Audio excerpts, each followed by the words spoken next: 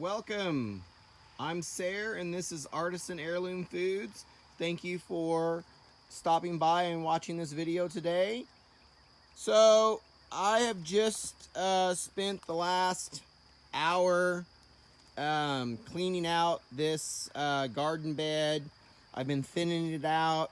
I got all the beets out of it, and I'll show you. There's the beets over there on the ground. I'll show you what those look like. But I've left all the Kohlrabi, and some of them are kind of, as you can see, this one here is being eaten alive, and others like that one there, and there's some over there. They're actually doing really well. I'll take you around the bed. But I actually had beets and Kohlrabi in here. The beets took so long to grow. I didn't get very much of a harvest out of it. But this is actually the season for Kohlrabi. So I thought I would leave the Kohlrabi in here. Here, let's walk around. I thought I would leave the Kohlrabi in here to see how well it does and what I can get out of it. I mean, some of the Kohlrabi, I mean, like this one here, this one's doing well. There's a few other ones that are doing pretty good. Here, I'll take you over here. The biggest one that I have is this one here. And he's really pretty. But most of them, as you can see, they haven't started to. This one right here is starting to get larger. This one is starting to get larger. But I wanted to thin them out, and so they can get more air circulation through there. I think that'll help with some of the pests. Some of the pests are just spiders, like there's one right there. I found worms on them, and I've taken them off, but I don't see any more worms. I've been looking on the leaves and stuff. I think that problem has come and gone. I don't know. But so I just wanted to get this cleaned out and just let the Kohlrabi do its thing by itself. I've got several other beds I need to go through and clean out. But I just wanted to start with this one.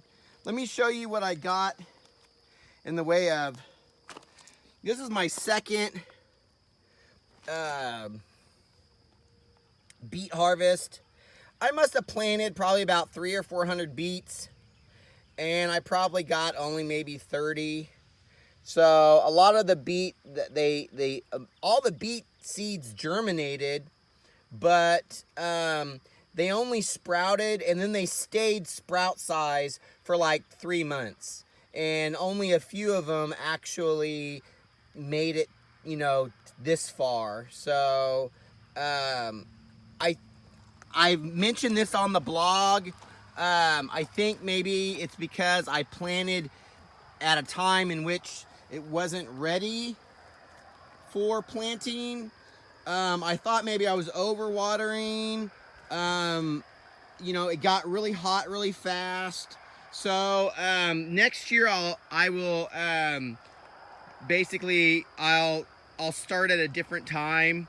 But so far the Kohlrabi is doing well. I think it's doing well, and I think I'm going to get quite a bit of Kohlrabi out of this bed. So I'm kind of excited for that.